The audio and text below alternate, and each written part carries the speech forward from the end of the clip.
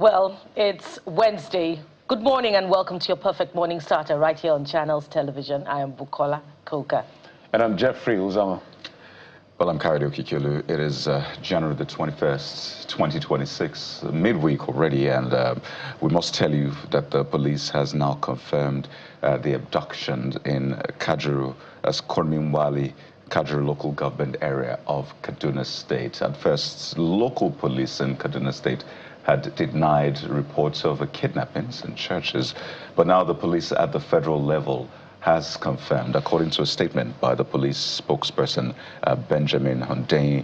He said, trying to give an explanation as to why the police at first denied the abduction, says that, well, he imagines that the police authorities at the local level denied this to sort of calm the nerves and ensure that there is intention across board. In fact, he said in the context, comments made by the Commissioner of Police, Kaduna State Command during the media interaction were intended to prevent unnecessary panic while facts were being confirmed.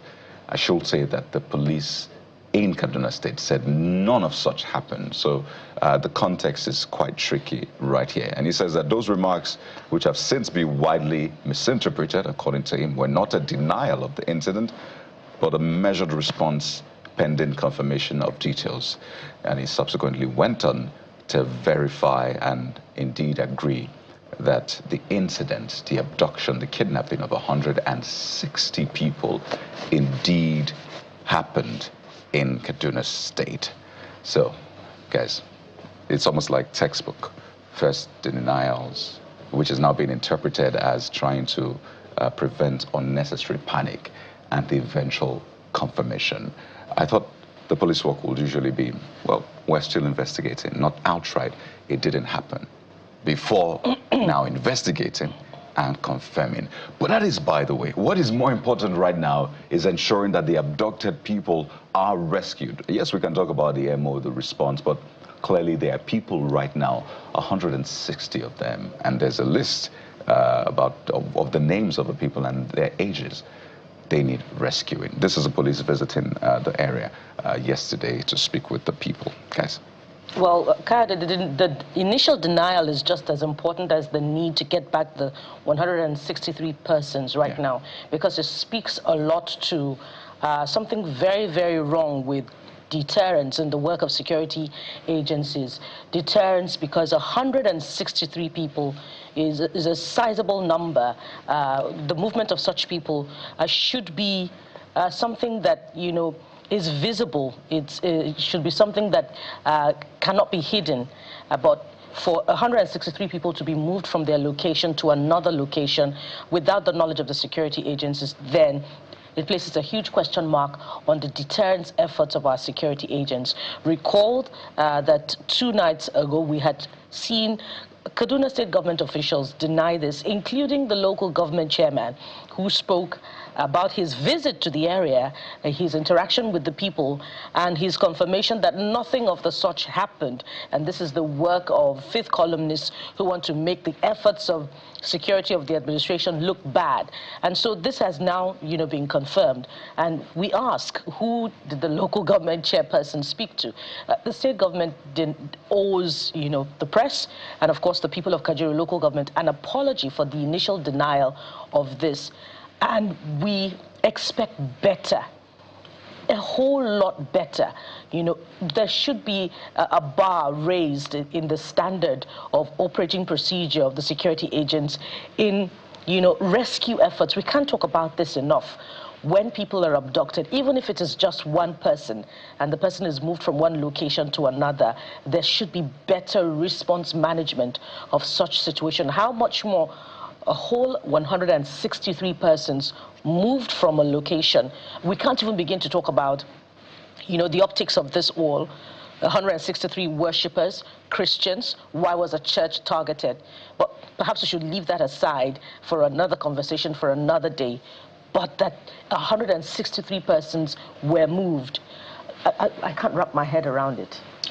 You should, if over 300 were moved, and then they were rescued or released or they escaped, and then we don't see what happened to the abductors still. So there's more going on than the general public knows, and this is very sad. So let's begin with that denial. I understand government trying to look good, but it's not about looking good. It's about getting the job done. So for the records, the southern Kaduna has been a hotbed of all kinds of criminality, killings, and kidnappings. When this administration came in under Obasanjo, we saw significant improvement. In fact, he's been given an award for that, celebrated, and even sometimes when we have conversations, we're asking other states to say in the north what model the Kaduna used to, taper the incidents of, abduction and all of that. So there's been some successes recorded. So perhaps because of that success, it's a big embarrassment to the state government and the federal government that this has happened. But what has happened has happened. Guys, where I'm not happy with the police is that, and the excuse that Benjamin Hundeyin gave is a lame excuse in my view. There's something called a holding statement in PR. There's a difference between outright denial and a holding statement. So the difference is simply, Kayode did not come to work. Yes, he did not come to work. That's an outright denial, he did not come to work. But to say things like, well, for the time being, we can't give you confirm or deny, but we are investigating. Our attention has been paid to the fact that Kayode did not come to work. That is a holding statement. You didn't say anything, neither did you confirm, neither did you deny, but you just acknowledge something. So that's a holding statement. If the police had given us a holding statement, I can understand. But I'm used to that being done by the army. Denial, then denial confirmed that it happened or it didn't happen. So all of the explanation that Hundeyin is giving is lame to me. It's unacceptable, and I totally think that this should be the last time the police should be giving these kinds of statements. You're the police, you're the closest to journalists, you're the closest to the people. If there's anybody that we need this clearer sense of security, because you're making us look stupid and bad in that sense. When we say these things happen, 160-something people missing or abducted, it's not a joke. These are human lives that the government has sworn to protect. So please, the police, this should be the last time. If you don't know how to write, let me not disrespect you, I'm sure you know how to write a holding statement. Put out a holding statement. I'm sure your PR people know. Some of you are members of the NIPR. So holding statement is different from outright denial. I also understand the dynamics of national security. I don't know how to taper, I don't know to make people panic. But there's a way to go about these things. But as Kayode and Bukola said, the most important thing right now is to get these guys out. But what we must further probe and investigate, guys, is what is this thing about the ease of movement of mass number of people in Nigeria? Why is it so easy to carry 100 people, 200 people, 300 people and move around? Why? Why is it easy? It's difficult to accept. It's difficult to understand. I know that sometimes they say these ungoverned spaces and all of that. Well, I haven't been to Kajuru, so I can't say for a fact that I understand the terrain and all of that. But Nigeria is becoming too easy. It's becoming a place that is too easy for people to just carry our people and just move around like that. What are we doing about technologies? What about collaboration with maybe the US or whoever want to collaborate for satellite images? I'm happy the other day, guys, 40 terrorists were taken out. They came against our army, and our army took them out in cold blood. Those are the things we want to hear. Just a few days after that, then we're seeing this happen. It's totally unacceptable. The lives of Nigerians should not be this easy to pick and move and just... So I will always maintain that for certain things to succeed, I will always call on the government. They say after God, there's government, without comparing anyone to God. The reason is because the resources that's at the disposal of government, you don't want to know. So for these things to be happening, sometimes there's systemic complicity. And that has to be checked. And let's put it in further context. The police released a joint statement with the community leaders to say that, and I'll quote part of that statement by Mohammed Rabiu, the police commissioner in Kaduna State. He described the information as mere falsehood, which is being peddled by conflict entrepreneurs who want to cause chaos. Those were his words. In fact, for the very first time in a long time, I saw a joint statement between police and community leaders saying that it is not true. So it speaks to a systemic issue. But then what is also very important right now is to ensure that these people are rescued right now. And we're going to be speaking with a journalist who's covering the area to give you more insight into what exactly is playing out in Kajuru, where we understand that at least 160 people were kidnapped on Sunday from worship centers. And we must say that they were kidnapped from churches in Kaduna State. It's really absurd. We've been here before, but never mind. We'll give you more information on the program today. We'll take a moment now, and when we return, how are the dailies reporting all of the big stories? Stay with us. We'll be right back.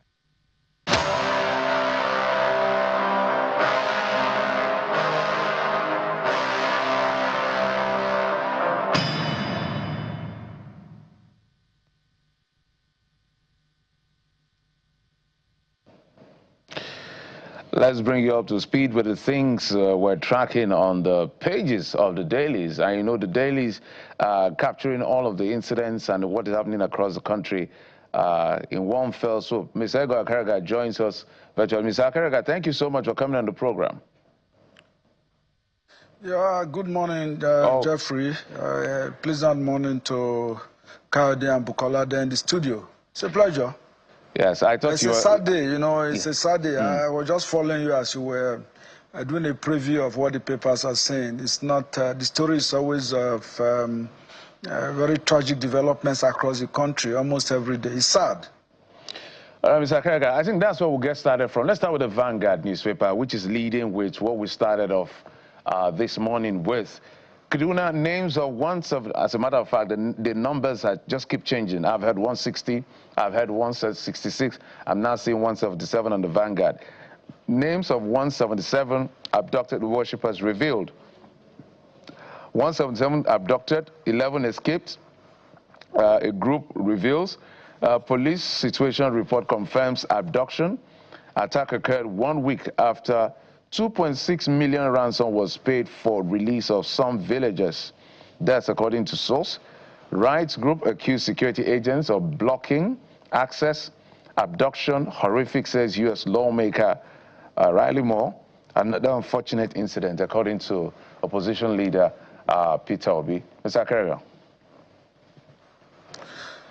Well, as I said earlier, this is another very sad testament in our national security architecture. Now, let us not forget the problem of mass kidnapping is traceable to the 9th of April 14 to 15, 2014, when 276 girls were kidnapped from a government secondary school in Chibok. You know, the girls that were kidnapped were mostly Christians. I think that was what generated global attention and focus on Nigeria. Between 2014 and now, it has been unabating. From the Chibok girls kidnapped to Katsina, to Zamfara, to Plateau, Kaduna, Kwara, it is just a tale, you know, relishing the world with a tale of gross incompetence of a nation, as I will put it this morning, because truth be told, we cannot come into paper over these issues and pretend that all is well. We can't play the ostrich, bury our heads in the sand, and engage the rest of the world with falsehood, with, with belly stories about how we are possibly combating insecurity, and then the roof is on fire. Everybody can see it. How can 177, because I just read the police report that was jointly signed with the community, actually then finally admitting that those kidnapped were 177 from that coming Wali village in Kajuru local government area of Kaduna State. Now, I must make the point here. There is no point, you know, maybe trying to overflow the issue to say that the governor of Kaduna State has not done well. Ubasani has done well as a governor since he took office. You know, he has been able to plug all the loopholes. But as election approaches, that is where you begin to possibly look at the political dimension to the insecurity in Nigeria. In 2014, the 276 Chibok girls were abducted by terrorists to ambush the second-term ambition of Jonathan. That was really what happened. After that, we then saw global attention, and the girls were released piecemeal. Up to now, one of the Christian girls is still not released. Is still held. Now, how do you take 177 people from a community, and nobody can just put a finger as to what happened? The first reaction will be to deny. That was also happened in 2014. There will be official statement denying the abductions before then finally admitting that people were abducted. Now the problem with this lacuna, this denial and then acceptance, when you deny, when government denies, there will be little effort that is invested in trying to track those who kidnapped or who abducted these individuals, because you deny, which means it doesn't exist. The incident didn't take place. But if ab initio the government says, oh, people have been kidnapped here, there's nothing wrong in saying, look, there's a security breach somewhere. We understand that people have been kidnapped, but we are investigating. For now, we can't speak so much on the issue until we find out the facts. As you said earlier, you put a statement on holding. Just admit, or you don't even admit, just present a neutral statement there, neither here nor there, while you are investigating. But when you deny outright, that is where the problem is. And I think the reason why government denies lately is because of the interest of the United States in the security situation in Nigeria, particularly as it affects Christian communities across the country. So the government will not want anything that has to do with mass abduction at this time, when, of course, $9 million has been allegedly paid to a PRO firm in the U.S. to launder the image of the government as election approaches. So there's so much focus on 2027, and then there's less attention being placed on the security of lives and property of ordinary Nigerians. Honestly, I feel very unhappy this morning. It is sad. I'm sure most Nigerians reading the papers this morning or who listened to the news yesterday, we're very, very unhappy. It appears that we have become helpless as a country.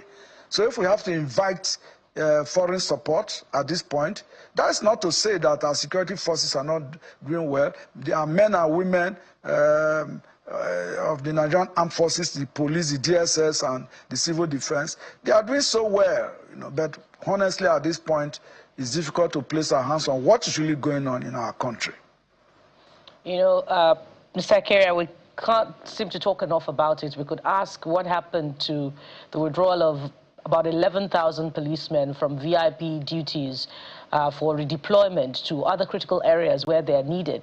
We could ask what happened to the president's directive for the training of forest guards to boost security. We could ask also what has happened so far to the directive for increased recruitment of security agents to the relevant security forces, the police, the army.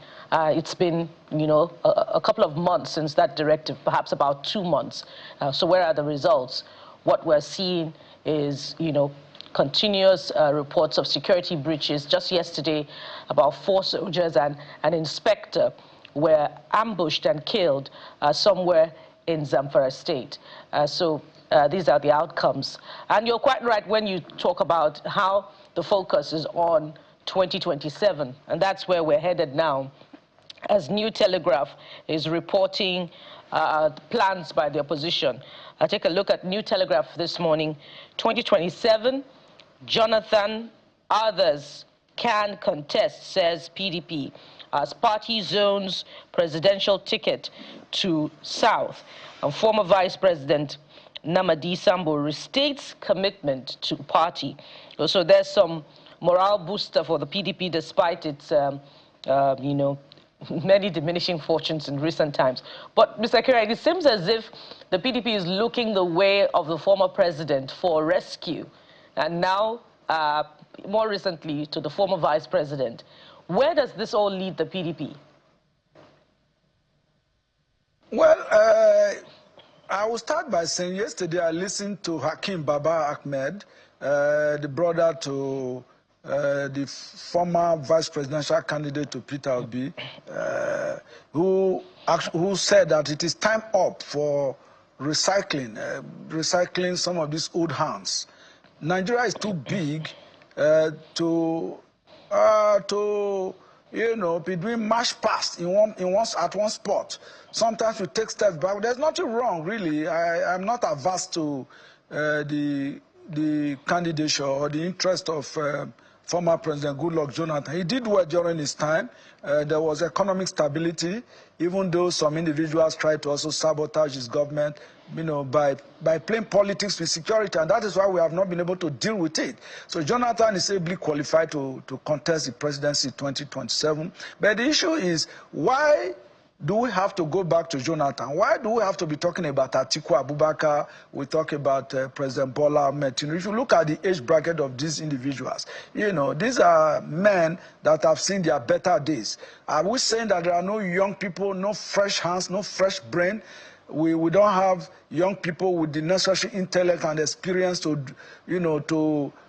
drive fresh leadership innovation in this country. We seem to be dancing in one spot, and the drum beat has not changed. It's the same tone every time. Once election cycle comes, people contest election, they win.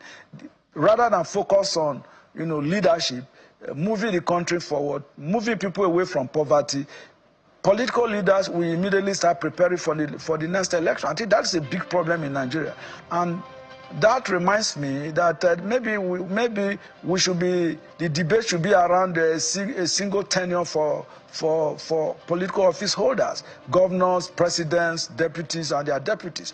Maybe if you do 5 years, 6 years, this whole tension about trying to recycle people possibly will be able to deal with it. As I said earlier, former President Goodluck Jonathan is ably qualified, but if I were him, I will decline. I will play from the back seat. I'll give directive and direction, because as it is, if Jonathan throws his hat in the ring in 2027, if he wins and become president, he might likely, in one term, that is 4 years, he might likely be unable to deal with the gargantuan situation we have in the country, from the economy to security to our international reputation and all of that. And at the end of the day, the reputation he has now may be diminished. I think that was what happened to the late President Muhammadu Buhari. Before he came to office in 2015, Buhari was almost like, he has a cult followership, a cult image, a great reputation, that he could fix anything. He chased Chadian rebels who crossed into Nigeria. He moved into Chad, dealt with them, restored the international boundary of Nigeria. He's an anti-corruption czar. He's incorruptible. All kinds of narratives, were shown out before Buhari became president. Now, in 8 years, as Baba Hakim said yesterday, Buhari left the country in a mess. He messed up everything, from the economy to the fight against corruption to even the basics of leadership. Buhari couldn't deal with it. Well, it's late now, so we don't need to overflog that issue. So for me, President Goodluck Jonathan has an international reputation now that is going for him. I would think that he should be better advised to stay off the very murky, dirty political environment that we have in the country at the moment. It's the same PDP that messed him up. The PDP leaders betrayed Jonathan in 2015. They pretended that they were with him, and 3 months to the election, they turned their back on Jonathan. So these individuals are coming back to him. I think if I were Jonathan, yes, he has said he's still a member of the PDP, but he should allow PDP members to go and stew in their own mess. They should go and clear their mess. It's unfortunate that the PDP has disappointed Nigeria by the internal crisis that they have not been able to resolve. The internal contradictions within the PDP are too numerous for even a Jonathan to fix if he decides to come into the race. He should look elsewhere and stay off and maintain his international reputation. That is my advice to Jonathan this morning. Just quickly, this Nigeria, Mr. Akera. Well, if politics is dirty, then who will fix it? Well, clearly, you need someone to fix it. But this Nigeria leads with something on the tax laws. Says give vulnerable persons time to adjust before enforcement. Catholic bishops demand, urge transparency, accountability.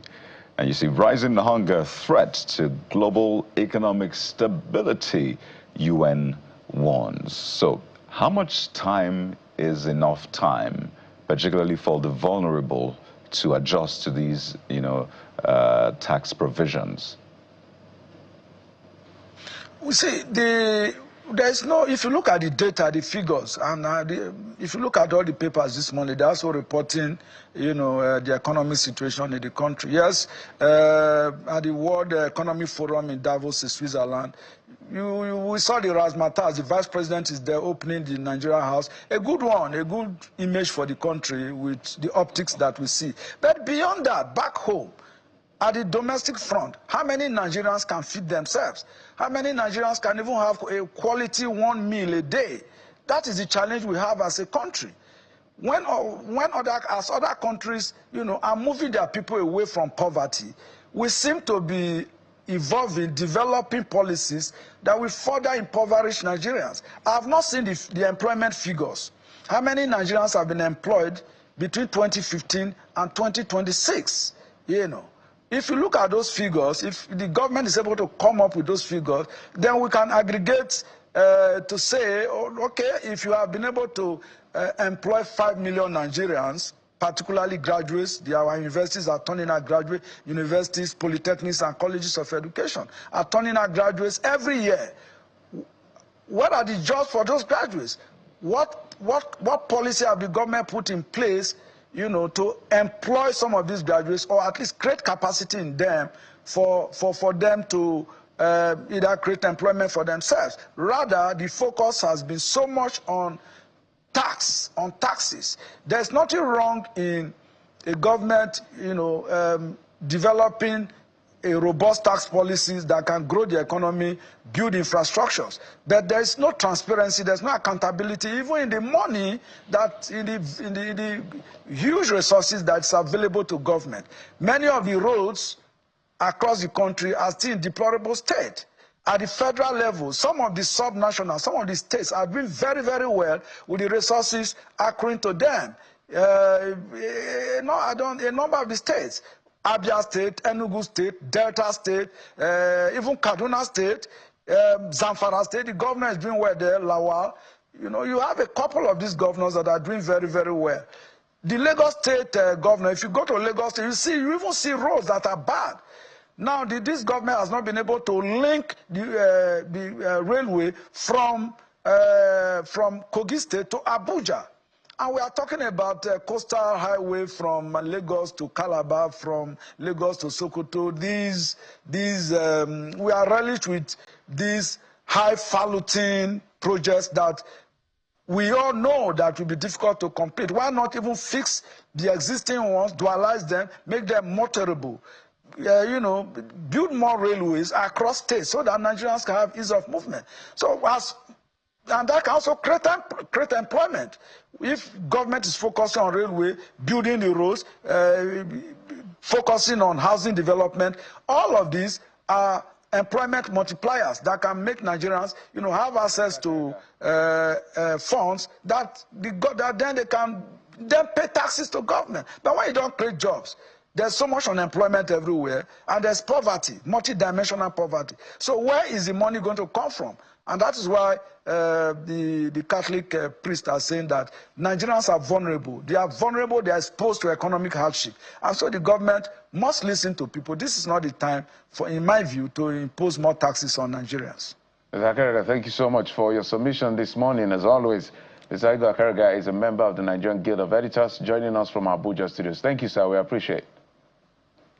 It's always a pleasure. Thank you so much. We'll take a break, and when we come back, we'll have a quick chat with someone who understands what has played out in Kaduna State, and then we'll go to other conversations around politics and more. Stay with us.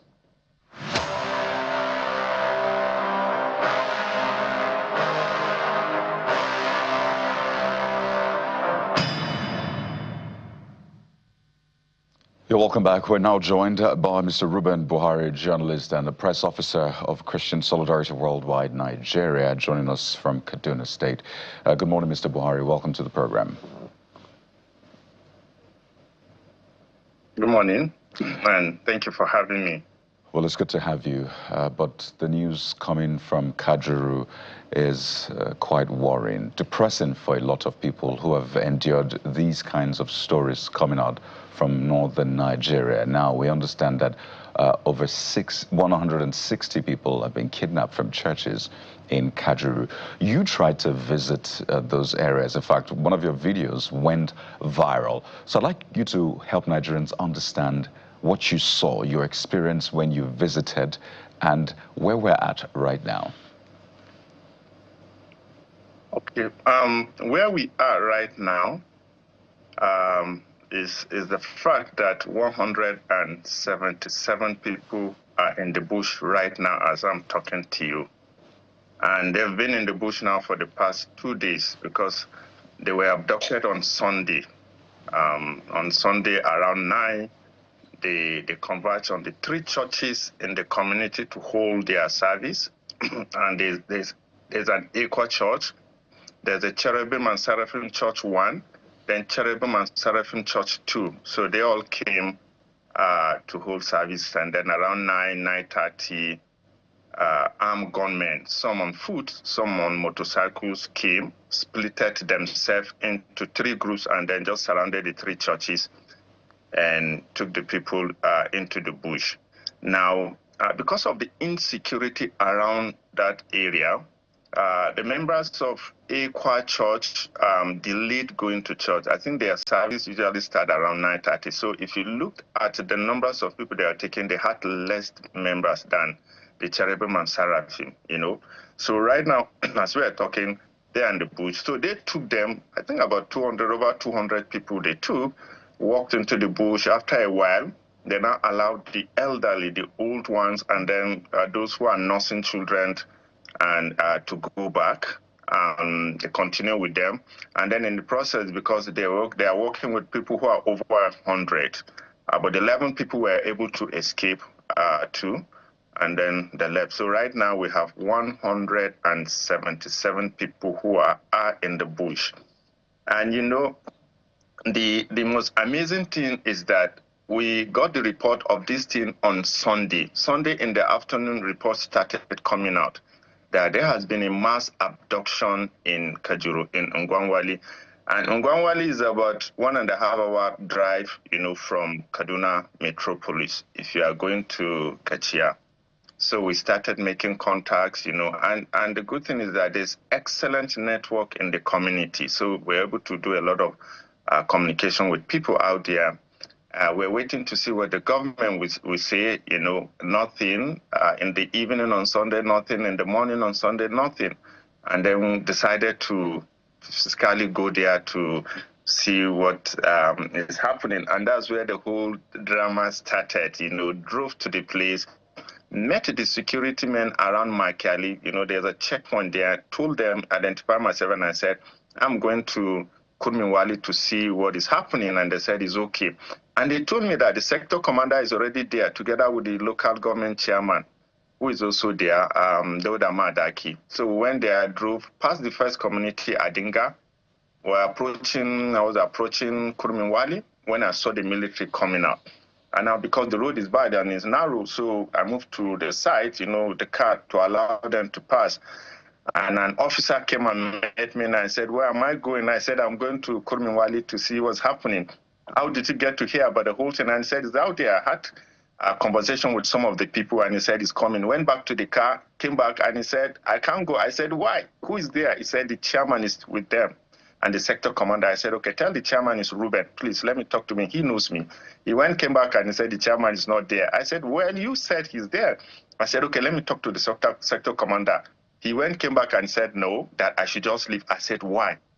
He said, I should just leave. I said, can you give me a reason why you are not allowing me to go in, that I should just leave? And then when I was about to go, he said, there's clearance operation going on around the area. I said, well, No problem. So I just turned my car, and they positioned themselves. One car was in front, one and about 3 or 4 were behind. Led me to the route, and then I left. So basically, that was what played out on yesterday, Monday. Well, interesting. I'm just wondering why you were prevented from, accessing the community beyond the fact that there were clearance operations going on. But we hope that that is valid reason enough, and it's nothing else to the contrary to suggest that, perhaps they're trying to protect or to guard the information from getting out beyond what we already know. But you say you interacted with members of the community. Yes. And Can I say something to that? okay, very quickly, before I get to my actual question. Yeah. Okay, because we spoke to people in the community, and it was very difficult for them to speak because they said the chairman came and he said, please, that they should not talk to anyone. They should just keep this news within themselves. They'll try as much as possible to quickly bring out to these people. And so basically that was the reason they were acting on the orders of the chairman, not to talk to anybody, not to divulge what happened in that community. And it does suggest that the information about the kidnap was being guarded closely. So perhaps what was put out initially was a lie. But if we revisited the public relations officer's statement yet again, he said that during that meeting that was held at the Kaduna government house, that some members of the community were the ones who said nothing of the sort happened.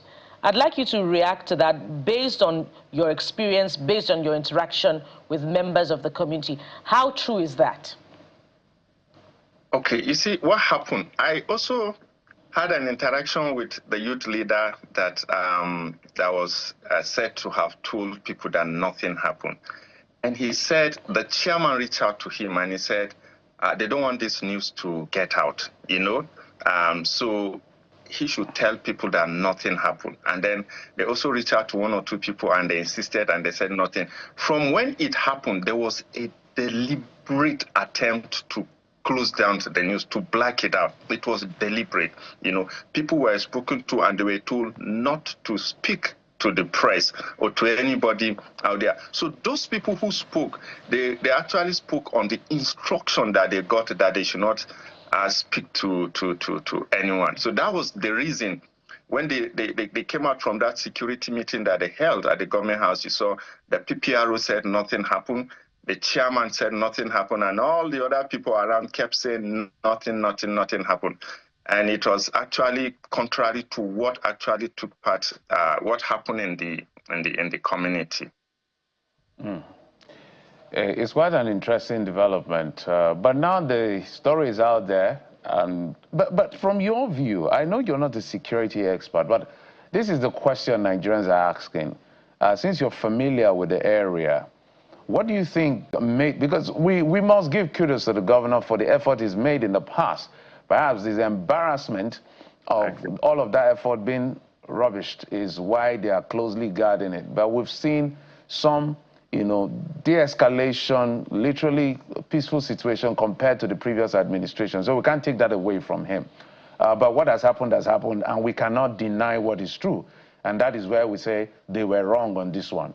A holding statement would have served rather than outright denial. Now, who is embarrassed? Everybody's embarrassed. What does the area look like in terms of geography that makes it easy or made it easy for this to happen? Okay, it's remote. And it's remote because the road to the place is not good. Now, from the main road, okay, if you're going to that place on your way to Kachia, I think it's about an hour or thereabout, you get to Makali, which is a community, and then you take your right road, and then you drive in the bush for like 6 kilometers. Now, the 6 kilometers is based on the assumption that you are driving on a very smooth road, but it should take you close to 40 minutes to actually get to the place. Now, the place is remote. There's no good route into that place. So communities around that place have repeatedly been attacked. Now, Kunminwali is one of the last communities that is even standing. If you go beyond Kunwinwali community, you know, there's Dogonuma, there's Ungwampada, and some other communities out there. All these communities have repeatedly been attacked. In fact, some of them have had to abandon their communities and move into Kunwinwali and some other things like that. So the issue is that the community is a bit remote. Assessing it is a bit remote. It's very easy for these people to come in, you know, do all the attacking and kidnapping and whatever it is that they do and go before the military come in. And like you said, I want to commend the military and even the state government for what they've been doing. We've seen improvement, you know, in the security. We've seen improvement in what they are doing. But what happened here, for me, would have been handled differently. And for me, they said, look, we had an incident here, you know, reassure the people, yes, there was an incident, but security is on top of the matter. We're pursuing these people and we'll try as much as possible to see that we bring them back. That would have, you know, solved the issue rather than stopping people from going into that place. Apart from it, the other people that made an attempt to go there and they were stopped and told to go back. So by the time they kept doing that thing, you know, it kept raising a lot of curiosity in people. Now, if you claim that nothing happened in that community, why are you stopping people from going in? And unfortunately, the place had excellent network. Virtually everybody in the community has a phone. So it was very easy for people to, you know, keep calling and verifying all this kind of thing. But communities around that place, and not just Kulminwadi, you see, Kajuru has been terribly hit in terms of this insecurity, you know. And what I realize is that by the time the military come into this particular area and they go after these kidnappers, these bandits, they simply move to another area, you know, and they concentrate in that place. And by the time they go after them, and they are going after them, you know, they move to another area again. And, you know, it's vast. It's very, very vast forest that is there. Very, very vast forest. So they simply move from here to there. And they continue harassing these vulnerable people on and on. So we have this, you know, terrible situation in our hands. That's not to take away the work that has been done previously by the security government of Kaduna State, but this is clearly an issue that must be resolved right now. I'd like you to answer 3 questions. 1, has contact been made yet with these people in the bushes, the worshippers who were abducted from the 3 churches? Has there been any sort of contact between them, the family, or even the kidnappers and their families? And that takes me to the next question. Who are these kidnappers? What are you hearing from the communities? Terrorists? Bandits? One and same anyway, but what kind of tag do we have right now for those responsible? And the third question, why target a church? Particularly at this time where we've had, you know, series of attacks on churches and the government is trying so hard to first clear its image with the United States and also try as much as possible to ensure that some of these attacks don't happen again. So 3 questions, Mr. Buhari. Okay, yeah. I wouldn't want to really go into the security situation seriously, but I can tell you that contact has been made. When I spoke to some of the victims, because there were some who managed to escape, whose families are still with them, and they said yes. Yesterday, I think in the afternoon, that the kidnappers called, and they've started making demands, you know. So that is that. And then I don't really know why they pick a church, but I think it's because this is a soft target and you have so many people in one place, you know.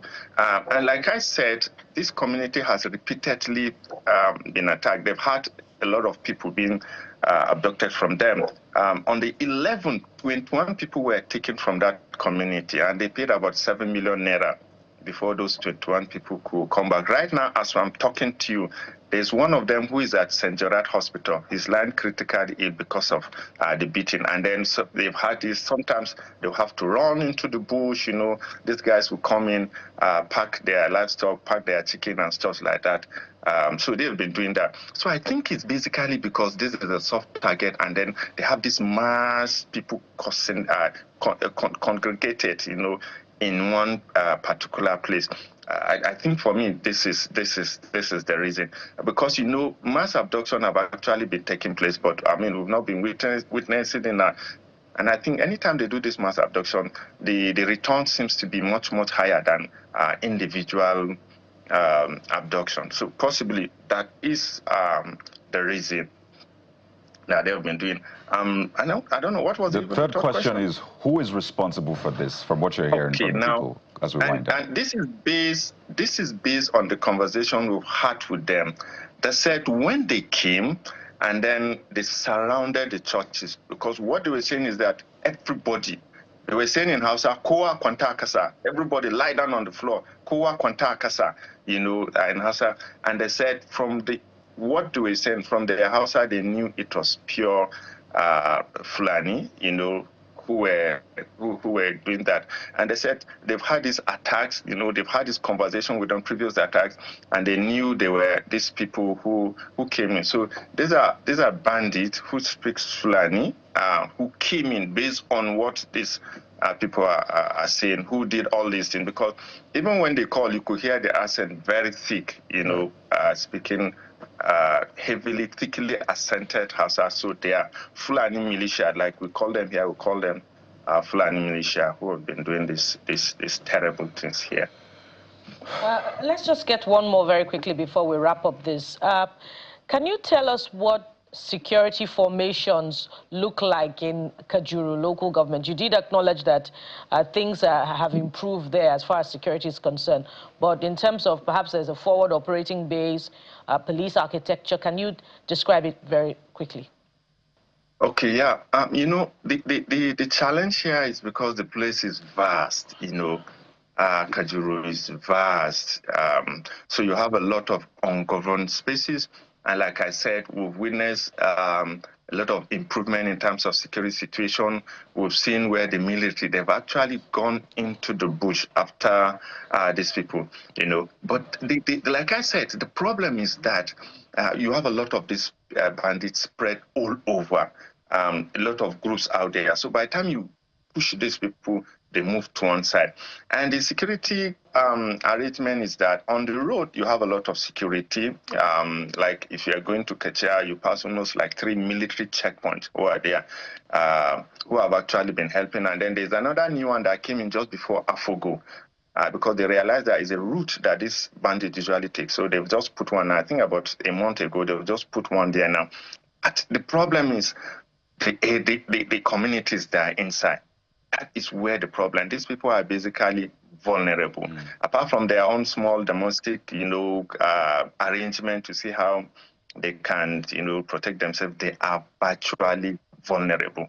And this is tied to the fact that the area is so large. I mean, before you can begin to police all these areas, is a bit difficult. So that is the situation. On the road, communities on the road, honestly speaking, they are peaceful. But those communities out there, like, for example, Kulminwali is about 6 kilometers from the road. Right. And behind Kulminwali, there are like almost 10 other communities. So you walked almost like 20, 30 kilometers from the main road before you can get into some of these communities, So that basically seems to be the problem.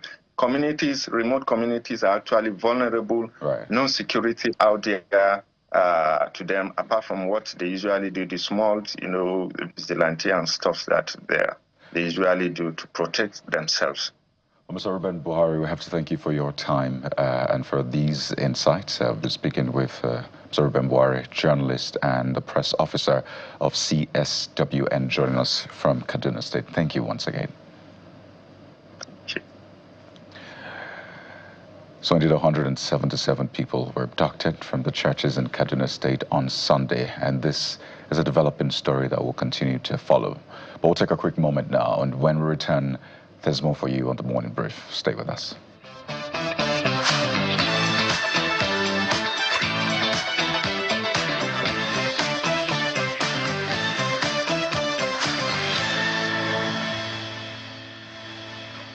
Welcome back. Let's bring in Mr. Jide Ojo, who is a political and public affairs analyst. Mr. Ojo, thank you so much, and thanks for your patience. The situation at hand is quite important for us to weigh in on, because there were initial denials as to whether or not people were abducted, and now we have confirmation from the police. But I know we're here to talk politics, but maybe we can pick it from there as to your maybe quick comment on what has played out in Kaduna, state that has experienced some level of peace since the current administration of the current governor, and now this was literally turning everything on his head. 177, which is quite a record in the state in recent time, abducted.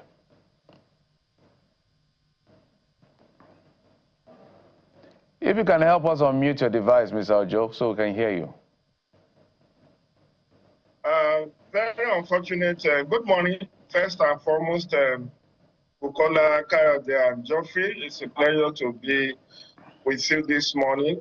My heart bleeds for the people in that community, 177, who went to worship God and ended up in the den of bandits. And I listened with rapt attention to Mr. Ruben Buhari that you just interviewed. And I was thinking, what can the government do? These bandits almost always target soft, vulnerable communities because it's much easier for them, it's less cumbersome for them, it's less dangerous, less risk to them, and they can always get the millions that they want. And in doing that, much as I agree with your submissions, all of you, that the police didn't do well in terms of communication strategy. Coming up with initial denial was not the best way to go. If you don't have an information, you say, well, we will investigate and get back to the public. Not to say, oh, it never happened. And then less than 24 hours after, you say, oh, it happened. Then we are seeing different figures, 177, 161. It doesn't matter. Every life is what matters. How can government secure lives of everyone, whether they are in remote communities or they are in township, in urban centers? We can't all live in the urban centers, in the cities, because the cost of living in the city is very expensive. I know what cost I run living here in Abuja. If I were to be in my village, perhaps I would be spending less than 10% of what I spend living in the cities. But by and large, whether you are in the cities or you are in remote villages, all of us are victims, like the book of Professor Isidore Okwewu of University of Ibadan, when he wrote a book titled The Victims, because everybody is a sitting dog. Whether you are an elite or you are a villager, everybody, there's nobody that is immune from this catastrophe of banditry. And it is for government to redouble efforts. I know government is doing something, but it's not enough. When I listened to Buhari and he talked about having to walk 20, 30 kilometers from the main route to some of these communities, I'm saying that there are even 10 more communities further inside. Then you ask yourself, what can the police do? What can the military do? Do they have enough manpower to deploy to every community? We have talked about having ungoverned spaces so long a time, which is why the president has come up to say, you know what, let's have forest guards, let's have police on VIP duties withdrawn so that they can complement their colleagues in the stations, and then also asking that 50,000 additional police should be recruited from last year. And we learned recruitment is ongoing, but it will take a bit of time to deploy more. Even with the additional 50,000, the ratio of police to police to citizens is still disproportionate. We have a population of over 200 million, and then if you have less than 500,000 policemen, so you do the maths, they cannot effectively police, which is why we need the state police law like yesterday. And the National Assembly needs to see this as an emergency situation to give us state police legislation so that states like Kaduna, Rivers, Lagos, Delta, Kano, and several other states who are endowed enough, who have the resources, can start putting also their own policing infrastructure beyond the vigilantes. We do know the vigilantes are ill-equipped. Even the forest guards, they are ill-equipped. The one that took place in Oyo State a few days after Christmas, they were forest guards. 5 of them were eliminated by the bandits. We didn't hear that there was any casualty on the part of the bandits that came to kill them. So unless you cannot go to a kitchen, you cannot go to a gun battle with a kitchen knife. When your vigilantes or Amotekun is carrying pump action or then guns, how can they effectively face someone with automatic weapons and rifles like AK-49, AK-47? So a lot still needs to be done. It's going to be a work in progress. We love the police, we love the military, but they need to double down. And it's not just about kinetic solution. Non-kinetic solutions still also have to be fashioned out, because the push factor, what is making people to go into banditry, you need to remove the enabling environment. What is the enabling environment? Increased unemployment, increased poverty. At least we know those two. Rising cost of living is pushing many people into banditry. In the South, where banditry is not so noticeable, we know the number of the rising number of internet scammers and fraudsters. People are engaging in what is popularly called Yahoo Yahoo. It's all part of it, scamming people and cyber bully and all of that, just romance scam and all of that. So when you want to remove or reduce crime rate, you just don't look at the arsenal alone. Buying more guns, recruiting more hands, more boots on ground. All right, Mr. if I may come in. You need to remove the enabling environment that makes people to feel comfortable to go into such criminality like banditry. Mr. John, let me come in for a moment, Mr. John, so that we can move from that. I just needed your take. You made great points as well as far as this issue of the incident, and you built it on to the issue around state police.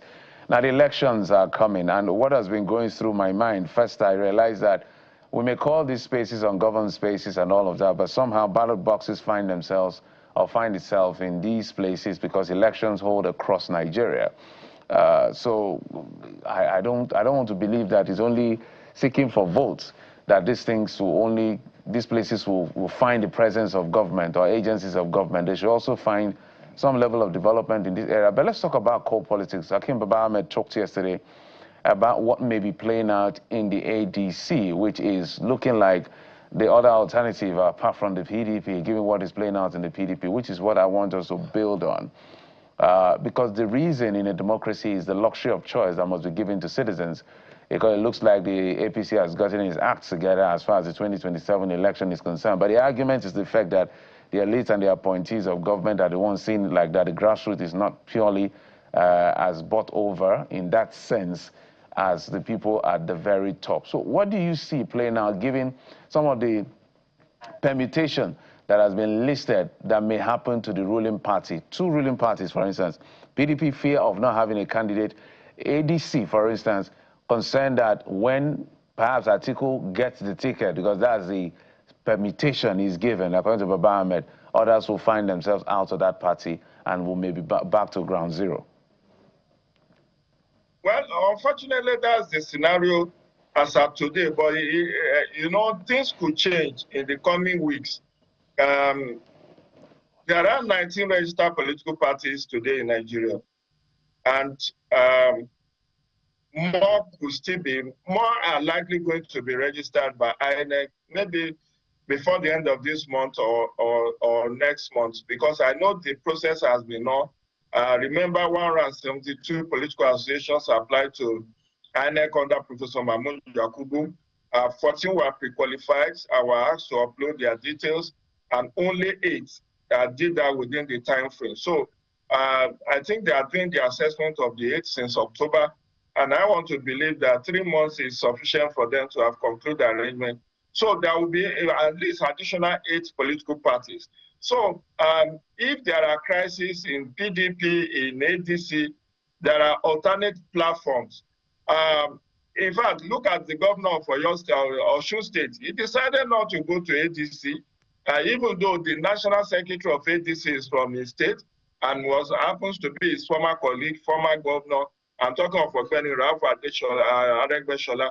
He decided to pitch his tent with our core party. So today, our core party is among the parties that now have a governor. And so a lot of alignment and realignment will happen. Alliances will be built. And let's not just be fixated on the opposition.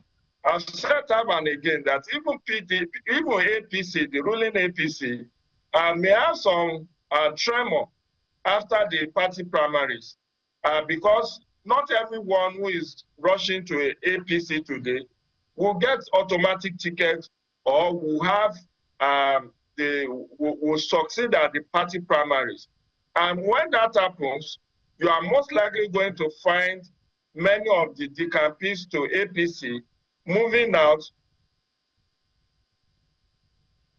to alternate platforms. And the question is, as the opposition, have they gotten their hands together in such a way that when the implosion happens in APC, they can reap bountifully from that implosion.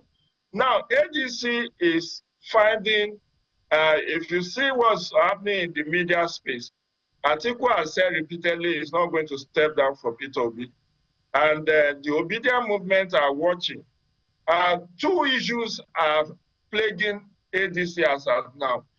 The issue is the reason why Atiku lost in 2023 is because he's a northerner, and the power ordinarily should shift to the south. So that's why Nyesom Wike led the G5 governors to work against the interest of Atiku, that they cannot in good conscience support another northerner to be the president of Nigeria for another 8 years.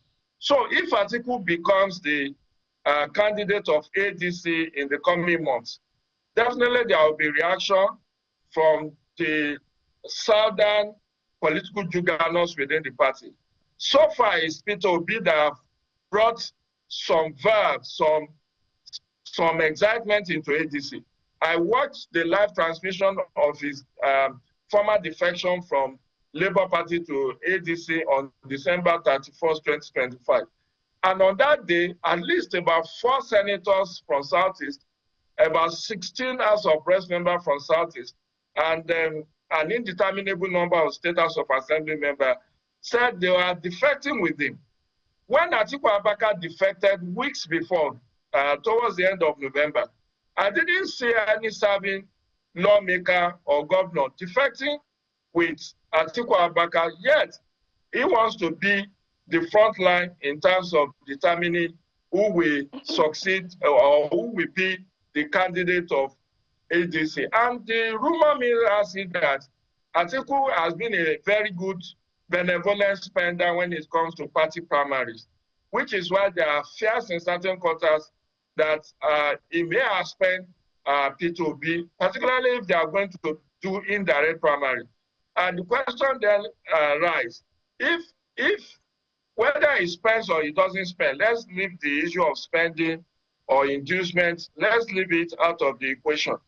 Assuming without considering that in a free and fair primaries in ADC, Atiku emerges, I can see Peter Obi likely going to lead the ADC for another party. He has said unequivocally that he's going to be on the ballot in 2027. What does that tell you? If somebody says, I will be on the ballot, it's only the prime candidates, the candidate of the party that will be given certificate of return, even though it's the logo of the party that will be on the ballot. But what Peter Obi means is that he's not going to play a second fiddle. And even within the obedient movement, he's having serious issue with them.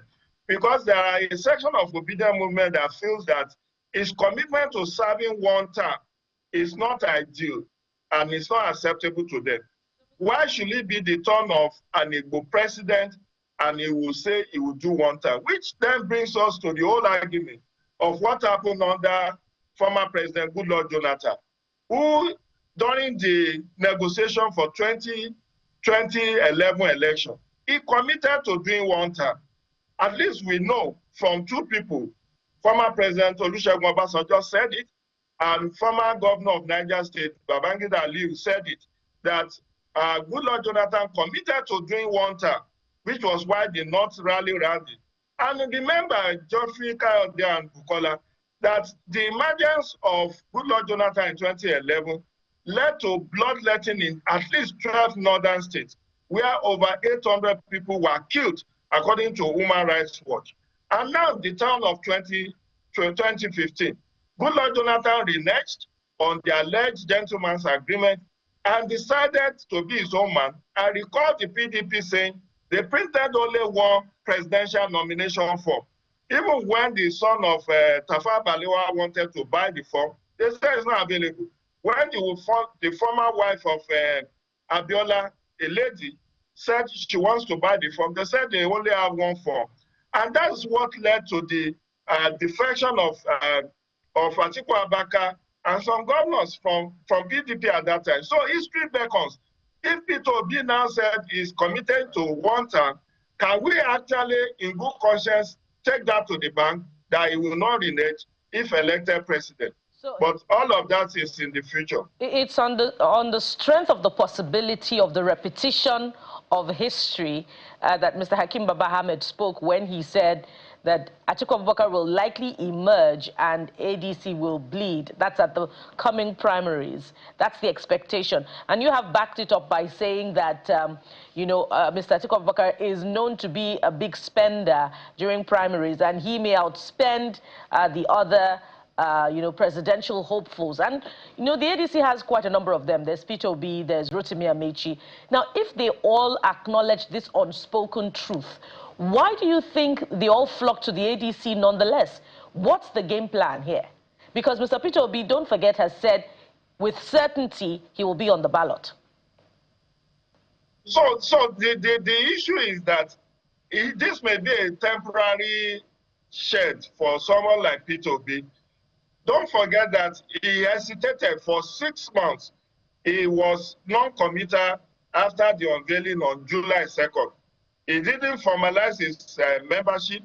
I think at that time he was perhaps waiting for the registration of additional parties. You remember, there's this ADA, I don't know the full meaning now. ADA was said to be the initial game plan of the coalition party, or the third force, as they call it, that they were all going to move into ADA. So when INEC was not forthcoming in the registration of ADA, they now decided to go to ADC. Now, ADC, like we know, whether it's Atiku that gets the ticket, whether it's Obi that gets the ticket, either of these two, even if Amechi gets the ticket, there will be a backlash. Definitely there will be. The reason being that if Peter Obi gets the ticket today, does he have the clout for the North to trust him with their votes? Where will he get the bulk of the votes? When he made Dati Baba made his running mate in 2023, what is the value addition that the candidacy or the candidacy of Dati Baba Ahmed brought to the ticket? It was all Peter Obi and the obedient movement. So the issue is that unless there is a very robust negotiation, that one, if Atiku Abubakar can swallow his pride and withdraw from the race and throw his weight behind Peter Obi, they will make a good showing at the polls, but that still does not guarantee them success. What can make them to be successful is if they have a very clear pathway to victory. And that's why in the last few days, there has also been insinuation that President Tinubu may also jettison the Muslim ticket in order to bring in a Christian vice presidential candidate in 2027. It all would depend on what the opposition is bringing to the table. Right. If Tinubu sees that going on the Muslim ticket for another time will cost him the presidency, he will plead with Kashim Shettima, find another political appointment for him, and pick his a Christian running mate, because he will be studying the situation. Right. But the issue for me, whether it's Amechi, Peter Obi, and Atiku, all the three of them are campaigning on one thing: we are going to do one term. We are going to do one term. And that is a sign of desperation. Because, like I said, history beckons. This is the same thing Goodluck Jonathan said, but they don't keep to it.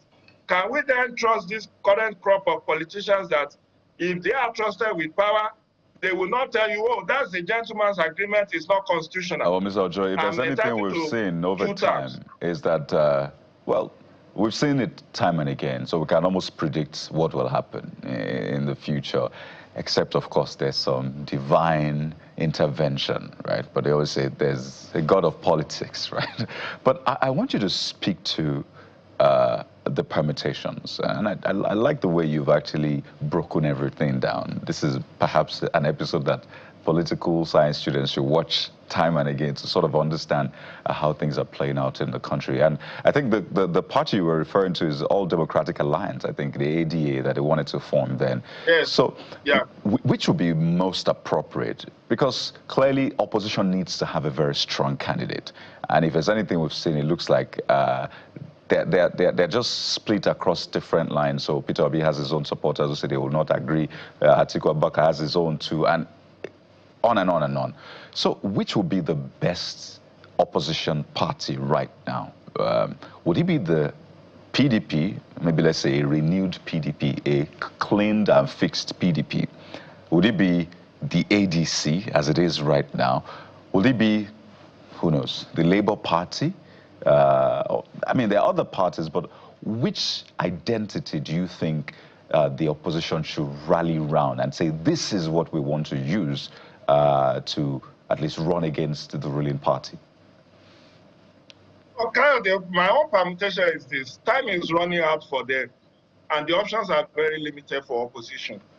Don't forget, latest by next month, INEC will roll out the notice of election and timeline of activities.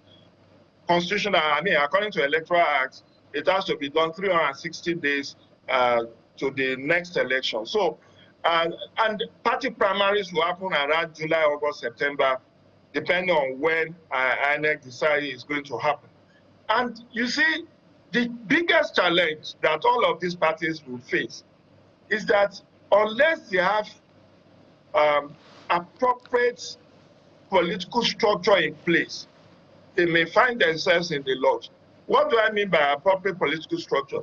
You are supposed to have ward structure, you are supposed to have local government structure, you are supposed to have zonal structure, state structure, zonal, and then the national.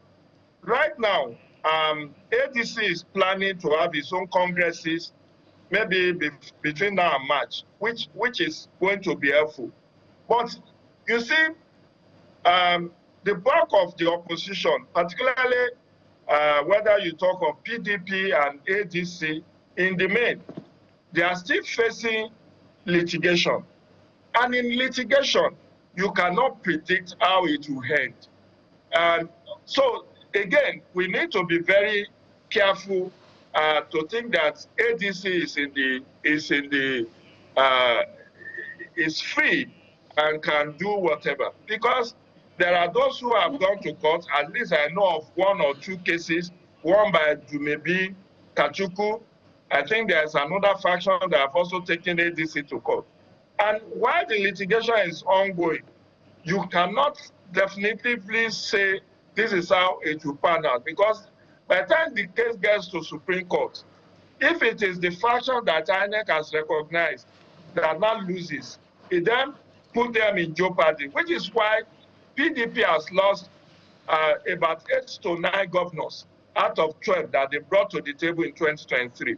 So litigation is an impeding factor, but assuming INEC is able to register the new parties now, and ADA happens to be among the pre-qualified, they can all enter into ADA as a co-founder, and that would take away the issue of litigation. And then they can quickly run their congresses, put the structures in place, because it's the structure that wins you votes. It's the structure that you can give money and go to sleep, that they will do the bidding of why you gave them the vote, to do campaigns, to rally, to do door-to-door. If you don't have that kind of structure, you can be a billionaire and your money will go down the drain. So, as of today, ADC, which is the main opposition party, still have a kind of interim structure in place. And they are planning to have their congresses and convention for later this year. I have not seen their timetable, but it is in their best interest to have this structure in place, so that it is this national working committee that is elected that will now run the primaries, and then things will take on from there. Ms. Ojo, thank you so much. That's why we need to start mainstreaming this conversation. We're just getting started. It's January. By next month, we expect some rollouts from INEC. Also, we're also looking at the direction of the National Assembly, especially the Senate, which has been a bit silent about the Electoral Act, whether or not that can turn the scale in terms of, you know, some of the amendments that are coming forth from the previous Electoral Act. But we must thank you. Jide Ojo is a political and public affairs analyst. Thank you for coming on the program. Always a pleasure. Have a great day, my brothers and sisters. All right, we'll take a break, and when we come back, we'll switch gears to issues that has to do with law and legalese. But the focus will be the sub-national legislature. We seem to be fixated on the National Assembly. What exactly is going on with the sub-national legislature that arguably looks like an appendage of governors and godfathers that is a threat to democracy? That's the conversation next. Join us again.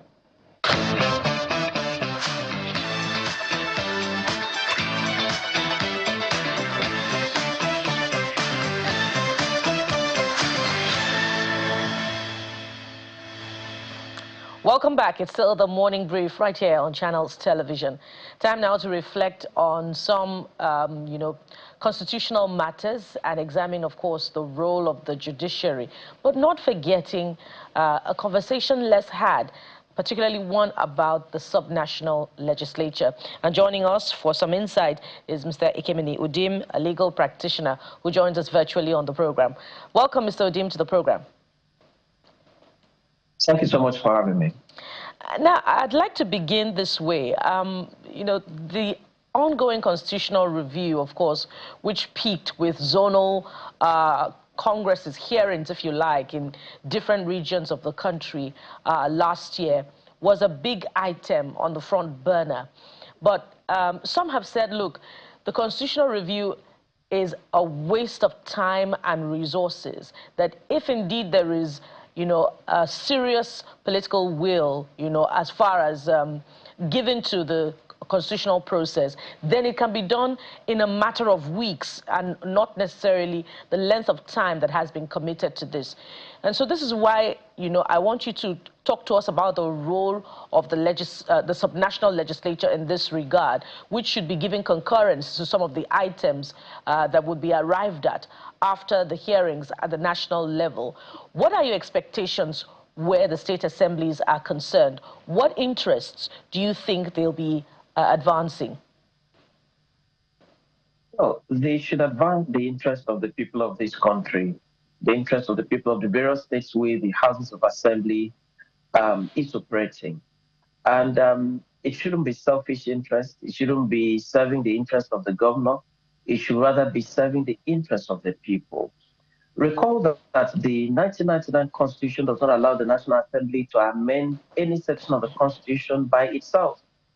the Constitution requires that the subnational legislature should also be a part in the amendment of the Constitution of the country. And to that extent, it will be a failure on the part of the legislature at the subnational not to work for the greater interests of the people of Nigeria. And so to that extent, I expect them to only concur to the things that will serve the larger interests of this country. Recall that not long ago, I think in the last administration, some houses of assembly voted against their own autonomy. And that for us was very surprising how you would say you do not want autonomy. It reminds us of the era of slave trade, where some slaves were freed and asked to go home. And then they said, no, I love my chains. I'm not going to go home. So let me stay here. So that for us was very disappointing. And we understand that that was done because some governors did not approve that the legislature in their states should concur to the autonomy of the legislature. I think that this time around, things should change for the better, and therefore the actions of the state houses of assembly regarding amendments of the Constitution has to be holistic, has to be done in the best interest of the country and not for selfish political interests. Now, do you have any worries in that regard? And, you know, we could list a number of items up for constitutional review.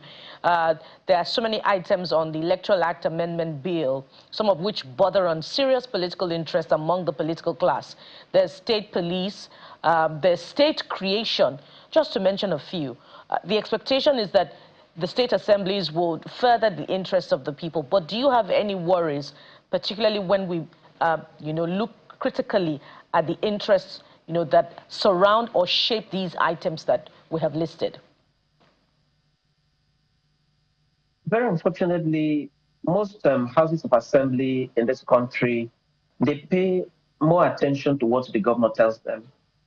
You know, a lot of the houses of assembly in this country have not represented what the Constitution truly wanted them to represent. They listen first to the governor, they ask the governor, should we concur? Should we not concur?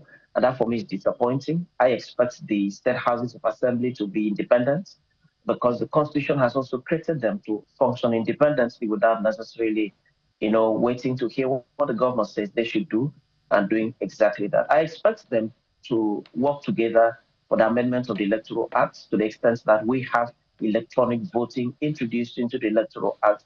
It is always shameful to read some sections of the Electoral Act that seem to put us way back into the 18th century. You have a section of the Electoral Act that says that electronic voting or anything electronic shall not be accepted in the 21st century where everything is done electronically. So I expect the houses of assembly of the various states of the Federation to work together to ensure that we have something like that kind of amendment in the Electoral Act to ensure that we have election that is more reliable, election that is not always contested, election that will not always take people to the court and allow the courts to be the decider of who wins, who represents us at all levels in this country. So, like I said earlier, I would want the houses of assembly to work in the best interest of this country and not only for selfish political, you know, reasons. My fear is that every house of assembly in this country, about 28 at the moment, all of them are members of the ruling party, and it might be difficult for some of them to really stamp their authority to pose some suggestions that are not to the best interest of the country. But I still implore them to work in the best interest of the country in spite of the party affiliation of the various houses of assemblies. So, Mr. Odin, there is what the law says about separation of powers, independence, and all of that, which, of course, influences the expectations of people, right? The people expect that, okay, this is how things should work when it comes to the executive, legislature, and the judiciary at the state level now. But then there is a reality. There is the politics of it. And, well, I should say, sadly, that is what takes the day most times, not really what the law says about independence. So fundamentally, it's maybe not about the laws or, the absence of it. It's really about the structure, the politics, the way things are done. I mean, you find out how these people get into the state assemblies, for example, and you begin to see that it's really hard to talk about independence or separation of power when hitherto they actually got there based on the recommendation or sponsorship of the person in power. Take the LG autonomy that the Supreme Court ruled on. It looks like even the president is sort of begging the governors to basically implement it or do things the way that the law says. So what must fundamentally change in the politics, in the way things are done, to ensure that we have this proper separation of power as the law says, and we have a more effective governance at the state level? So we must give power back to the people. Let the people be the ones to to elect our leaders. Because like you rightly said, in Rivers State, for instance, you've heard the FCT minister a number of times say that he is the person that bought the forms for all the members of the Rivers State House of Assembly. And that for me was very surprising. And I hope nobody allows that to happen in any state of the Federation again, moving into the 2027 election. And you can see the loyalty that those gentlemen have for him over and above, even the interest of their own state, in my own opinion. So let us give power back to the people. Let anyone that wants to contest the election be the one to buy his own form, and let him be able to campaign and then satisfy the people with the manifesto that he has, what he intends to do, and then the people vote for him. And then he is declared the winner of the election in a free and fair process. He goes to the legislature. He will have an independent voice. He will be able to say no to policies of government that are not in the best interest of the people of the state. I still remember what happened in this country between 1999 and 2007. The legislature was robust. We remember the likes of Gallium Manahaba in the Federal House of Representatives, with Baba Obasanjo as the president of the country. We remember Chuba Okadibo. We remember lots and lots of persons in the legislature that could stand their grounds and then be able to say no to policies that we, deemed to be anti-people. We have lost such crop of legislators in this country. And for me, that is very unfortunate. It goes back to the recruitment process because the power of recruitment has been taken largely away from the people and controlled by the governors, controlled by other, very strong factors in the country. And this is not good for us. For us to have a country where these arms of government are truly independent, the legislature, the executive, and the judiciary are truly independent, we must begin from the electoral process. We must elect persons that, truly represent the interest of the people and not allow governors, to, before the election, they are the ones that take over the electoral process, they select who represents which constituency and all of that. For as long as we continue to do that, then this country will continue to suffer regarding the quality of legislators that we are sending out there at the state houses of assembly, at the National Assembly, and it is not in the best interest of this country. Is it really possible to change the status quo? Because I've been trying to process a lot of things at the same time in terms of solution. Is it really possible to change the status quo? Let me tell you what has been institutionalized in form of a hegemony now. Godfatherism. If the gentlemen in the River State House of Assembly, for an example, were doing the things they are doing purely because they are lawmakers, I would have loved that kind of scenario. But it is purely a proxy war. No matter how they try to deny it, everybody knows that is a Nyesom Wike Fubara battle. We come to Lagos State, where I always like to use these two scenarios. Mudashiru Obasa was impeached by his own colleagues, and the powers that be put him back as the Speaker of the State House of Assembly, and he's still the Speaker, and powers will run again and all of that. So this tells you that power has left the hands of the people, which is the core of this conversation. Power has left the hands of the people, is now in the hands of politicians, and by extension, the hands of the political godfathers or all of these governors. And what's the implication? Oversight will suffer. Democracy will be at risk. So what exactly Is there a way to get out of this? I'm just painting a very dark picture to see whether I can put some light to it. Yes, there is a way to get out of this, and my suggestion is having fair and fair election. So it goes back to INEC. The chairman of INEC, he's just been confirmed as the man at the helm of the affairs of INEC. What's going to happen in the off-season elections that we're expecting in some states of the Federation? I had expected him by now to begin to let Nigerians know what's going to happen differently in those states. I had expected him to start saying, we're going to implement electronic voting.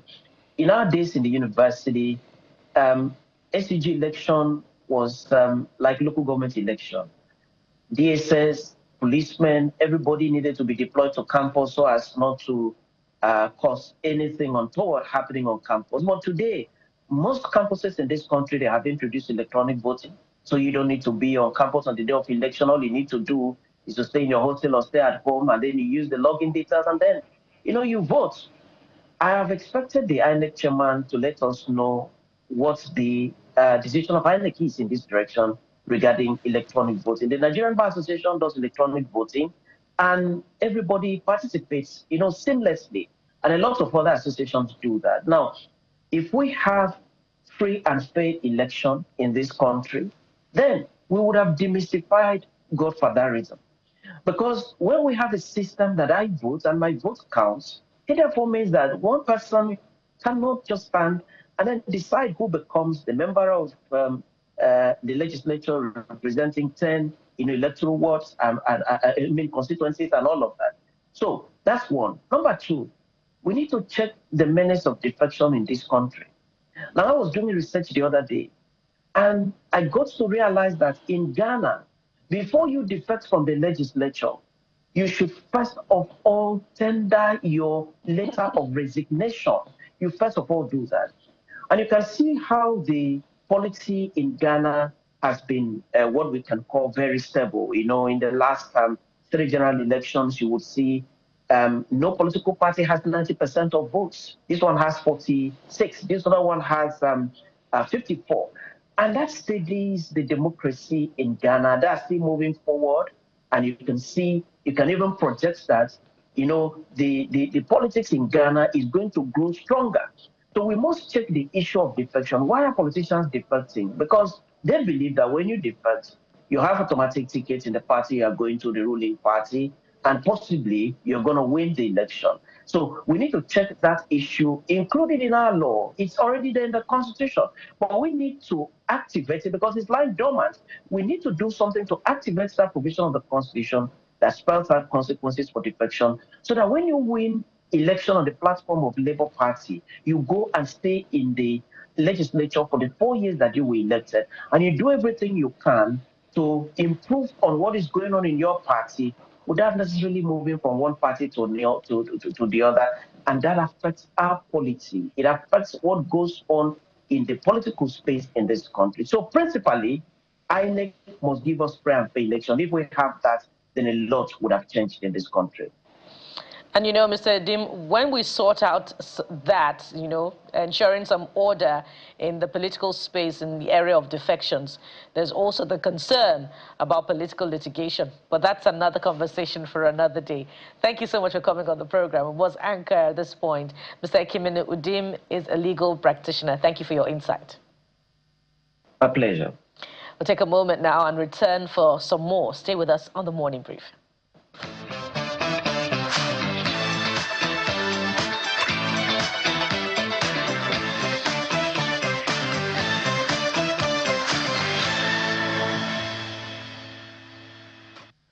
We have joining us on the program the General Secretary of the Joy Youth Council, Mr. Mabuye Obu, joins us virtually on the program. You're welcome to the Morning Brief. Good morning. Well, you're welcome to the program. We're just Hello? having, yes, sure, we can hear you. We're just having conversations around, subnationals, the governance of it, and naturally, the Rivers situation just came up. Right, and Rivers has been in the news not for the best reasons over the past 3 years. The latest now is the impeachment proceedings that, began, targeted at the governor, of course, and what he said about it. I know that the Ijaw Youth Council has said one or two things, or even more, about it, but it looked like some of the lawmakers were soft-pedaling on this whole process, coming out one after the other. Not a lot, though, but I wonder if it looks like this is easing off for you from where you sit, or you're still prepping for the worst-case scenario.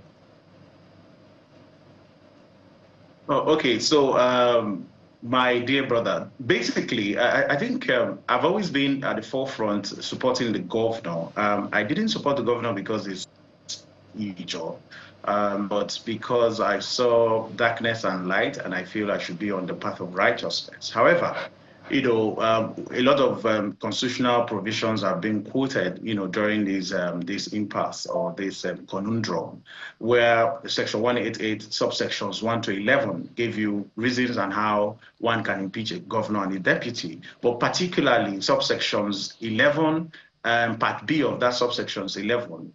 I wouldn't say the Constitution erred, but gave the Constitution unilaterally gave powers to the House of Assembly to define what they see as gross misconduct. So to my mind, I know that the House of Assembly on this, even if I call them the renegade assembly, they've not erred in any way, wanting to impeach somebody, because they have the duty to perform oversight. However, it behoves the governor, or on the governor in particular, to first of all, that window of negotiation where the first phase, when they called for the impeachment, when the leader of the House, read out whatever riot act or whatever to call for impeachment, the governor that time, would have approached whomever he likes to approach. But there's a problem in Rivers State. The person causing the issues in Rivers State is no other person than the president of Nigeria, Bola Ahmed Tinubu. He has two playbooks he's using. He's given a different KPI to the FCT minister and deceiving the governor. Now, I'll tell you why. Sometime in March, the president erred and invoked whatever constitution gave him the powers to invoke state of emergency. But I call that an interloper government that suckled Rivers State dry.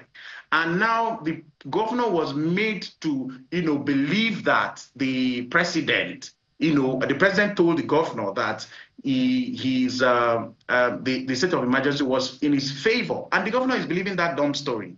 Now, if the governor also moved to the APC and told Nigerians that he went to the APC because he wanted protection, it's a shame currently that his new party members are the ones that want his head on a platter. They are the same set of people that are calling for his impeachment. Now, what the governor did when the first, motion was moved for his impeachment or service was done, he ran to the president.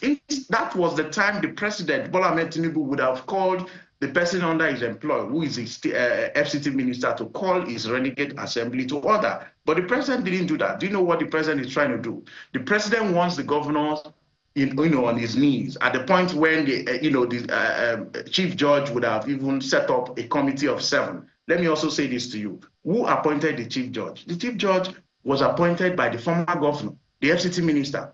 So the governor did not appoint the chief judge. I am not saying the chief judge is corrupt or he would not support the governor, but who appointed the chief judge? So at the point, for me, it's rather coming too late for the governor to react, because if you don't want to fight, then start the fight. And I will not allow or suggest or even do anything to tell you to take to the streets, just like we took to the streets, because people will die.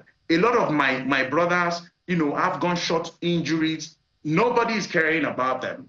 And Rivers State have a playbook that they always bring in, the playbook of 2002, 2003, where they'll start kidnapping people, killing people, assassinating people. We're entering that era already. So for me, it's to de-escalate. And de-escalating for me was that the governor, I'm sorry, if he's trying to fight now, is rather fighting too late. Because you would have fought. If you don't want to fight, don't start a fight. If there was any arrangement between you and Wike, you would have stood by it. And if you know that arrangement was not good enough, you wouldn't have gone into such an arrangement. I am not supporting the FCT minister. My records are there and clear. I've always been at the forefront fighting against this injustice. So I am not supporting the FCT minister, but I will not sit idly by to see the governor not do nothing and tell people not to say anything, and only to go on social media. You arm people with documents. There's no spokesperson for the governor. Nobody is given. There's no direct link to where you would say this is an official story coming from the state government. For me, this is not the way to run the state. And where there's paucity of information on the side of the governor. So how do we fight for him? You want us to go and fight and abuse Wike? Wike traveled for 17 days, and he was consistent with one song: agreement is agreement. The governor is not coming to debunk that agreement story, to say there was an agreement or there's no agreement, or if there was, this is the agreement. Now, if there is any agreement whatsoever, the governor went into meetings all by himself with nobody, in that meeting with him. But Wike always goes for a meeting with his 27 assembly members, his so-called Rivers elders, and some other persons, and all the National Assembly members that work with him. So who is fooling who? The governor needs to help himself and help us, those of us who are genuinely supporting him. But for me, on this, I don't think we should now begin to take to the streets. I do not think the assembly has erred. I do not think that the governor had done right, because it wouldn't have gotten to this stage. So what the president of Nigeria is doing is to give Wike and the governor two different KPI to work on, just to making sure that he harvests the votes from the governor and as well retain the votes that he thinks he will get from the FCT minister. All is just for his re-election of 2027. And I don't think the governor, at the end of the day, you are the governor of the state. So if anything happens, now governance in the state is stalled as we speak. Things are not working because they've diverted your attention to certain things that you ought not to do. And you go about telling people that it's love letter, then on the other hand, you're trying to make peace. This is not the way to go.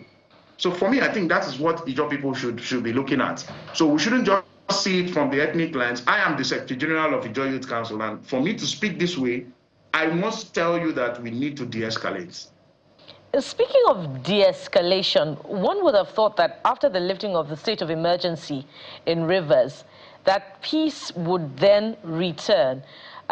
Even after these impeachment proceedings, we saw 4 lawmakers at 2 different times, 2 of them at different times, prevailing on their colleagues to, rescind their decision and toe the path of a political solution to the Rivers political crisis. But we've also seen them now rescind that decision yet again and speak in one voice, saying that the governor has turned down the olive branch that was extended to him and is, in fact, the one that is now, towing the path of aggression against the state assembly lawmakers. What exactly is playing out? What is responsible for this round of dispute between both parties, the Wike group and the Fubara group? Is it just the fact that they do not want the governor to return for a second term, or those items on the agreement from before 2023 have not been honored by the governor? Okay, so if I need to prefer solution to this, I'll tell you first of all, Tinubu is playing out. So you ask what is really playing out. Tinubu is playing out in Rivers State. Tinubu is interested in Rivers State. Tinubu has suckled us dry in Rivers State, and Rivers people should come all out and resist Tinubu. Tinubu is a problem of Rivers State because he wants, by all means necessary, all by him, to make sure he comes back in 2027. Nobody is right if this party has given him the stuff. Now, what is going on was the governor was deceived. I told you in my opening statement, he was deceived, and the governor is still going with that deceit that the state of emergency was in his favor. And now the governor was also deceived, and Rivers people were deceived, and some of us that follows the governor, not me, were also deceived by the first 2 people that came out to say, oh, they are begging their colleagues. Then another 2 people will come on social media and they will tell you 2 down, 4 down, and all of that. And at the end of the day, it was just to stall the process, to make sure that that window you have to negotiate, that would have been the time, if Tinubu is for you, that would have been the time Tinubu would have called the FCT minister to call these guys to order. But the Tinubu refused because Tinubu wants the governor on his knees to tell him that I have saved you twice. And that is what the governor is playing into. So the governor is the one causing all of these issues for me, because I cannot be state governor. Let's say this. I cannot be governor of Rivers State, and I would have my assembly members doing this to me. There are processes, there are ways. If we don't do it this way, we'll do it the other way. Violence is not the exclusive preserve of anybody. So nobody should come out and sing the war songs that you want to do this or that. I always say this. We knew what happened on the 29th and 30th of October 2023. And I don't want that to happen anymore. A lot of us did not sleep. We were in the streets. We were trying to resist. We were pushing and making sure we support. Is that what you want? Now, let me also ask you, this is an indictment on the governor. Has the governor ever called Ijaw people to come out and speak to Ijaw people or even have a meeting with Ijaw people, Ijaw community? But he has had meetings with Ogbakwe Ikwere. So why is the governor even hiding? This is not about Ijaw, for example. I don't see it like it's Ijaw war against anybody. Let me tell you, the governor didn't come to become governor because Ijaw people came out to support him to be governor. Wike chose somebody he felt would be a stooge to him, against Ijaw people's will. Because if you want Ijaw people to support somebody, ask Ijaw people, they will produce somebody for you. The governor is called Ijaw, we know that. But are we going to throw the baby and the bathwater? No. Do I want the governor to be impeached? No. And I always say this, and I'll say it again and again, please. Martin Samewule wants to become governor of Rivers State through the back door for at least 3 months. Why impeach the governor and the deputy? But let me also tell you, I saw a video, I wouldn't mention the person's name, where somebody from another tribe whatsoever trying to, wash Ijaw people, and a lot of Ijaw elites are happy that somebody, and Ogoni's son, is talking about this, Ijaw people should do this, Ijaw nation, and no. That sentiment shouldn't go. Let me tell you why. If, for example, the Professor Umma Odu, the deputy governor is not impeached and the governor is impeached, is Umma Odu an Ijaw woman? No. So Ijaw people, we have not had any leadership since our contemporary democracy in Rivers State since 1999. There's no sane leadership for, that you say Ijaw people have benefited from. So what is playing out currently in Rivers State, Tinubu is playing out. And the governor, and the FCT minister have made Rivers State their gladiators ring. And for me, I would say this, bull runs should be made in designated places. Rivers State should not be the designation for this type of bull run, because matadors fight bull runs not in marketplace, but in designated places. Rivers State should know when elephants fight, this is the grass that suffers. We are suffering. So I do not think, and I will maintain that this is not about Ijaw, it's not about Ikwere, because we know what is going on. I don't care about what those assembly, members, their show of shame. But they have just given 8 points that this is what they see as gross misconduct. Well, the governor should follow it head on. Some people are saying because the governor refused to play with them about supplementary budget and all of that. Right. Did they write anything? In law, they said anything not written is not included. Well, let's face the 8-point agenda these young men have come up with and face very it. strong insights coming from you. Very strong insights coming from you on the situation. We have to anchor now, but clearly not the end of the conversation. But if there's one thing you've reiterated time and again, you believe that the president is at the heart of it. We have to thank you so much, General Secretary, Ijaw Youth Council, Mr. Mabuye Obu, for these insights. We'll clearly be speaking with you in the coming days. So thank you and wish you the very best. God bless you. Thank you. Oof, wow. Lots of things to pick out from that conversation, guys. A lot. Yeah, short, but insightful. That is the spirit of IYC for you. But one of the questions I wanted to ask you, we didn't have the time, is that the Ijaw nation has to sit down and find out what is going on with it. Because since 1960, since independence, only 2 Ijaw sons have been able to succeed to be re-elected. Seriake Dixon was the first. The second will be Doyediri. The rest have never been able, either been botched by coup or being impeached and all of that. So, food for thought. But that's it on the program. Thank you for watching. I'm Jeffrey Zama. Bye-bye. Sunrise Daily is up next. We'll be back again tomorrow. I am Bukola Soga. Also keeping our eyes on what's playing out in Kaduna State. So stay right here with Channels Television and Kajuru. Good night.